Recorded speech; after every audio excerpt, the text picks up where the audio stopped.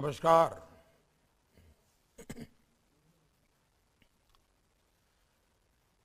मध्य प्रदेश के राज्यपाल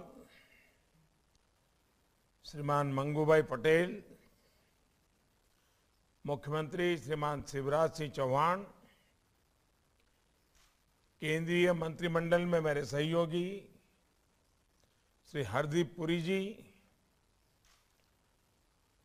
डॉक्टर वीरेंद्र कुमार जी, कौशल किशोर जी, मध्य प्रदेश सरकार के मंत्रीगण, सांसद विधायकगण, इंदौर समेत मध्य प्रदेश के अनेक शहरों से जुड़े प्यारे भाइयों और बहनों, अन्य महानुभाव भी आज यहां मौजूद है। हम जब छोटे थे, जब पढ़ते थे, तो इंदौर का नाम आते ही सबसे पहले देवी अहिल्याबाई होलकर, माहेश्वर और उनके सेवा भाव का ध्यान जरूर आता था। समय के साथ इंदौर बदला, ज्यादा अच्छे के लिए बदला, लेकिन देवी अहिल्या जी की प्रेरणा को इंदौर ने कभी भी खोने नहीं दिया। देवी अहिल्या जी के साथ ही आज इंदौर का नाम आते ही मन में आता है स्वच्छता। इंदौर का नाम आते ही मन में आता है नागरिक कर्तव्य। जितने अच्छे इंदौर के लोग होते हैं, उतना ही अच्छा उन्होंने अपने शहर को बना दिया है। और आप सिर्फ सेब के ही शौकीन नहीं हैं। इंदौर के लोगों को अपने शहर की सेवा करना भी आती है। आज का दिन स्वच्छता के लिए इंदौर के अभियान को एक नई ताकत देने वाला है। इंदौर को आज गीले कचरे से बायो सीएनजी बनाने का जो गोवर्धन प्लांट मिला है, उसके लिए आप सभी को बहुत बहुत बधाई।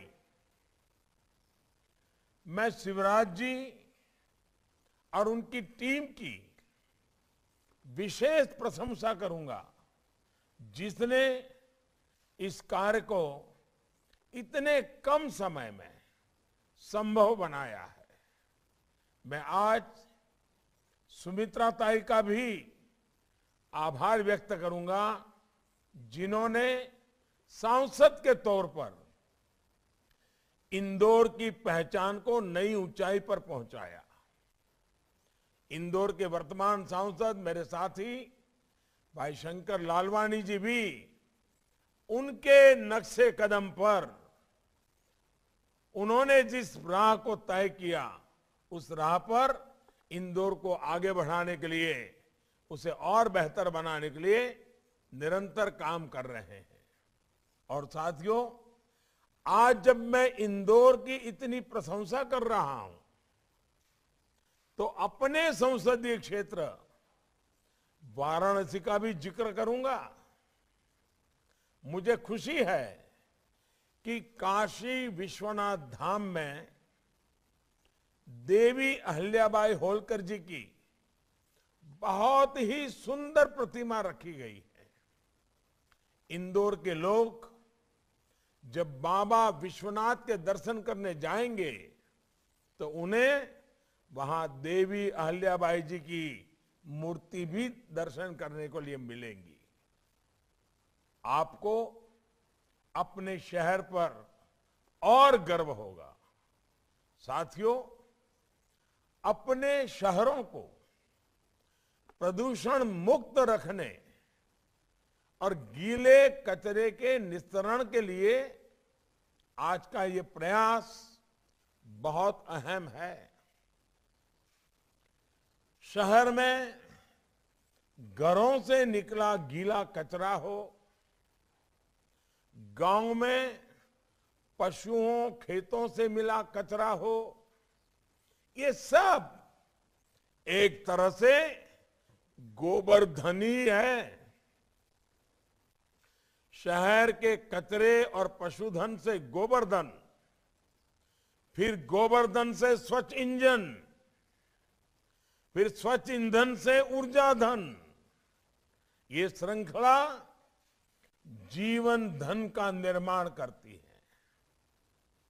इस श्रृंखला की हर कड़ी कैसे एक दूसरे से जुड़ी हुई है, उसके प्रत्यक्ष प्रमाण के तौर पर इंदौर का ये गोबरधन प्लांट अब दूसरे शहरों को भी प्रेरणा देगा। मुझे खुशी है कि आने वाले 2 वर्षों में देश के 75 बड़े नगर निकायों में इस प्रकार के गोबरधन बायो सीएनजी प्लांट बनाने पर काम किया जा रहा है। ये अभियान भारत के शहरों को स्वच्छ बनाने, प्रदूषण रहित बनाने, क्लीन एनर्जी की दिशा में बहुत मदद करेगा।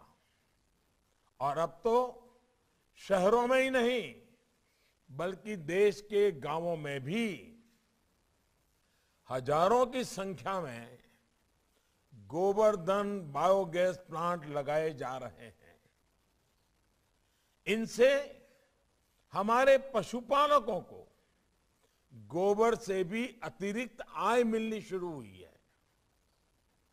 हमारे गांव देहात में किसानों को बेसहारा जानवरों से जो दिक्कत होती है वो भी इस तरह के गोबरधन प्लांट में उसके कारण कम हो जाएगी। ये सारे प्रयास भारत के क्लाइमेट कमिटमेंट को भी पूरा करने में मदद करेंगे।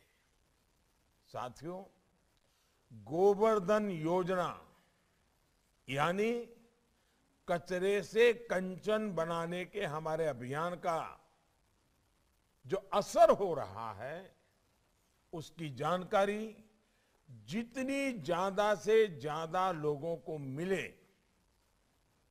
वो उतना ही अच्छा है।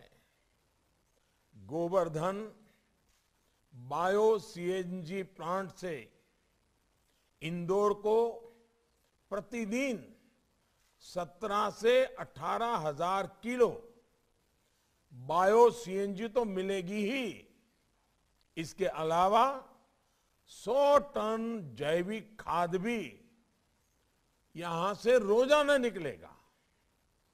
सीएनजी के कारण प्रदूषण कम होगा और इसलिए प्रत्येक व्यक्ति और जीवन जीने में, हर व्यक्ति को जीवन जीने में उसकी सुविधा बढ़ेगी। इसी प्रकार से यहां जो जैविक खाद बनेगी उससे हमारी धरती मां को भी नया जीवन मिलेगा, हमारी धरती का कायाकल्प होगा। एक अनुमान है कि इस प्लांट में जो सीएनजी बनेगी उससे इंदौर शहर में हर रोज करीब करीब 400 बसें चलाई जा सकेगी। इस प्लांट से सैकड़ों युवाओं को किसी ना किसी रूप में रोजगार भी मिलने वाला है, यानी एक ग्रीन जॉब्स को बढ़ाने में भी मददगार होगा। भाइयों और बहनों, किसी भी चुनौती से निपटने के 2 तरीके होते हैं। पहला तरीका ये कि उस चुनौती का तत्कालीन समाधान कर दिया जाए। दूसरा ये होता है कि उस चुनौती ऐसे निपटा जाए कि सभी को स्थायी समाधान मिले। बीते 7 वर्षों में हमारी सरकार ने जो योजनाएं बनाई हैं, वो योजनाएं स्थायी समाधान देने वाली होती है, एक साथ कई लक्ष्यों को साधने वाली होती है। स्वच्छ भारत अभियान को ही लीजिए, इससे स्वच्छता के साथ साथ बहनों की गरिमा, बीमारियों से बचाव, गांव शहरों को सुंदर बनाने और रोजगार के अवसर तैयार करने जैसे अनेक काम एक साथ हुए हैं।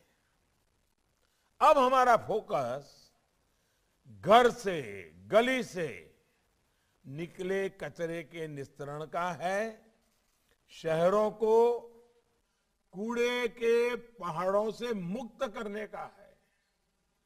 इनमें भी इंदौर एक बेहतरीन मॉडल बनकर उभरा है। आप भी जानते हैं कि ये नया प्लांट जहां लगा है, वहां पास ही देव गुडरिया में कूड़े का पहाड़ होता था। हर इंदौर वासी को इससे दिक्कत थी, लेकिन अब इंदौर नगर निगम ने 100 एकड़ की इस डंप साइट को ग्रीन जोन में बदल दिया है। साथियों, आज देश भर के शहरों में लाखों टन कूड़ा देश को दशकों से ऐसे ही हजारों एकड़ जमीन पर को घेरे हुए हैं। ये शहरों के लिए वायु प्रदूषण और जल प्रदूषण से होने वाली बीमारियों की भी बड़ी वजह है।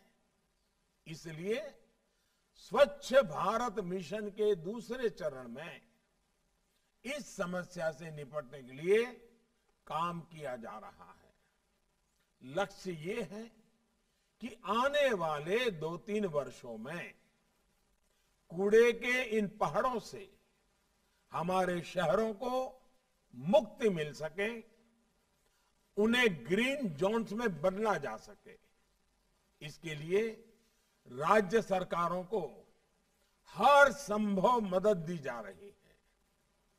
ये भी अच्छी बात है कि साल 2014 की तुलना में अब देश में शहरी कूड़े के निस्तारण की क्षमता 4 गुना तक बढ़ चुकी है। देश को सिंगल यूज प्लास्टिक से मुक्ति दिलाने के लिए 1600 से अधिक निकायों में मटेरियल रिकवरी फैसिलिटी भी तैयार की जा रही है। हमारा प्रयास है कि अगले कुछ वर्षों में देश के हर शहर में इस तरह की व्यवस्था निर्माण हो। इस तरह की आधुनिक व्यवस्थाएं भारत के शहरों में सर्कुलर इकोनॉमी को भी एक नई शक्ति दे रही है। साथियों, स्वच्छ होते शहर से एक और नई संभावना जन्म लेती है। ये नई संभावना है पर्यटन की। हमारे देश में ऐसा कोई शहर नहीं जहां ऐतिहासिक स्थल ना हो, पवित्र स्थल ना हो। कमी जो रही है वो है स्वच्छता की। जब शहर स्वच्छ होंगे तो दूसरी जगहों से लोगों को भी वहां आने का मन करेगा, लोग ज्यादा आएंगे। अब जैसे कितने ही लोग तो केवल ये देखने इंदौर आते हैं कि देखें सफाई के लिए आपके यहां काम हुआ है, जरा जाकर के देखें तो सही। जहां स्वच्छता होती है पर्यटन होता है, वहां पूरी एक नई अर्थव्यवस्था चल पड़ती है। साथियों, हाल ही में इंदौर ने वाटर प्लस होने की उपलब्धि भी हासिल की है। ये भी अन्य शहरों को दिशा दिखाने वाला काम हुआ है। जब किसी शहर के जल स्रोत साफ होते हैं, नाले का गंदा पानी उनमें नहीं गिरता, तो एक अलग ही जीवंत ऊर्जा उस शहर में आ जाती है। सरकार का प्रयास है कि भारत के ज्यादा से ज्यादा शहर वाटर प्लस बने।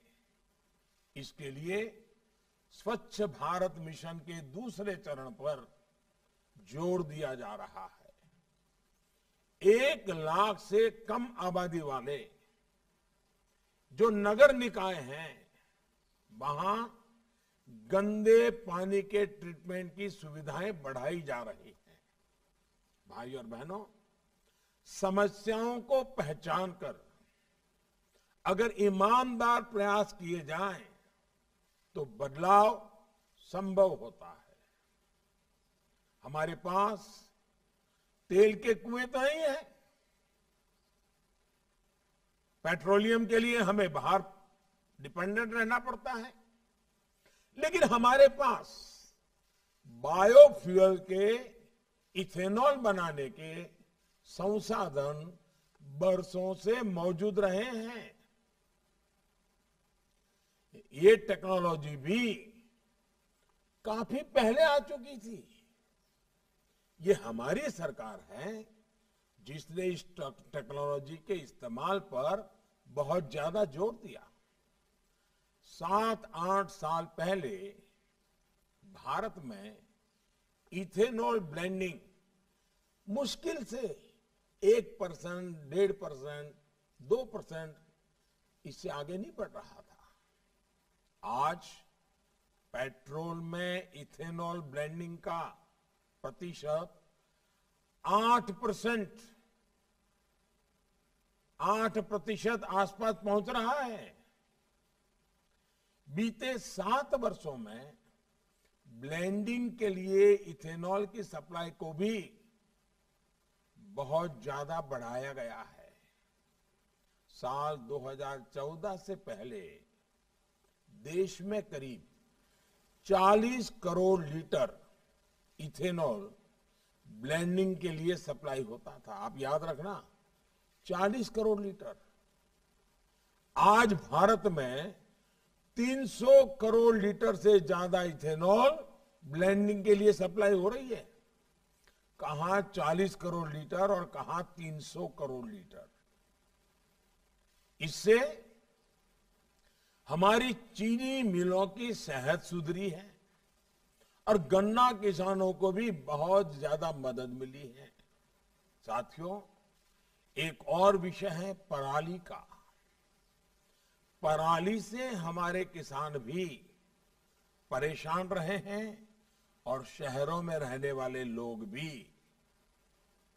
हमने इस बजट में पराली से जुड़ा एक अहम फैसला किया है। ये तय किया गया है कि कोयले से चलने वाले बिजली कारखानों में पराली का भी उपयोग किया जाएगा। इससे किसान की परेशानी तो दूर होगी ही, खेती के कचरे से किसान को अतिरिक्त आय भी मिलेगी। ऐसे ही हमने ये भी देखा है कि पहले सौर ऊर्जा, सोलर पावर को लेकर कितनी उदासीनता थी। 2014 के बाद से हमारी सरकार ने पूरे देश में सोलर पावर का उत्पादन बढ़ाने के लिए अभियान चलाया हुआ है। इसी का परिणाम है कि आज भारत सोलर पावर से बिजली बनाने के मामले में दुनिया के टॉप 5 कंट्रीज में, दुनिया के 5 प्रमुख देशों में अपनी जगह बना ली है। इसी सोलर पावर की शक्ति से हमारी सरकार किसानों को अन्नदाता के साथ ही ऊर्जादाता भी बना रहा है। अन्नदाता ऊर्जादाता बने। देश भर के किसानों को लाखों सोलर पंप भी दिए जा रहे हैं। भाई और बहनों, आज भारत जो कुछ भी हासिल कर रहा है उसमें टेक्नोलॉजी और इनोवेशन के साथ ही भारतीयों के परिश्रम का भी बहुत बड़ा हाथ है। इसी वजह से आज भारत ग्रीन और क्लीन फ्यूचर को लेकर बड़े लक्ष्य रख पा रहा है। हमारे युवाओं, हमारी बहनों, हमारे लाखों लाख सफाई कर्मचारियों पर अटूट भरोसा करते हुए हम आगे बढ़ रहे हैं।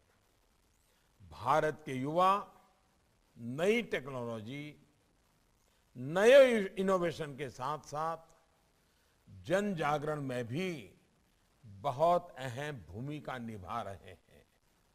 जैसे मुझे बताया गया है कि इंदौर की जागरूक बहनों ने कूड़े के प्रबंधन को एक अलग मुकाम पर पहुंचा दिया है।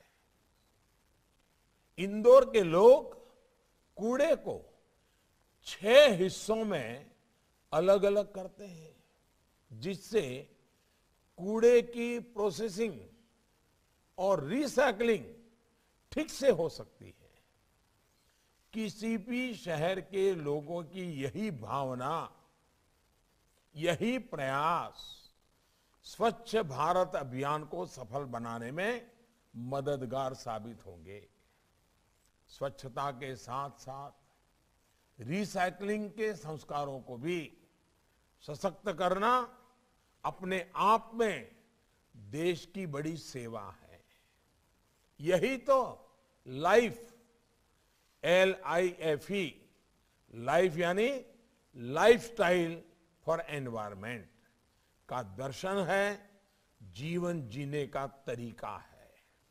साथियों, आज के इस कार्यक्रम में मैं इंदौर के साथ ही देश भर के लाखों सफाई कर्मियों का भी आभार व्यक्त करना चाहता हूं। सर्दी हो, गर्मी हो, आप सुबह सुबह निकल पड़ते हैं अपने शहर को स्वच्छ बनाने के लिए। कोरोना के इस मुश्किल समय में भी आपने जो सेवा भाव दिखाया है, उसने कितने ही लोगों का जीवन बचाने में मदद की है। ये देश अपने हर सफाई कर्मी भाई बहन का बहुत ऋणी है, अत्यंत ऋणी है। अपने शहरों को स्वच्छ रखकर, गंदगी ना फैलाकर, नियमों का पालन करके हम उनकी मदद कर सकते हैं। मुझे याद है प्रयागराज में कुंभ के दौरान आपने देखा होगा, दुनिया में पहली बार भारत के कुंभ मेले की एक नई पहचान बनी। पहले तो भारत के कुंभ मेले की पहचान हमारे साधु महात्मा, उन्हीं के आसपास बातें चलती थी।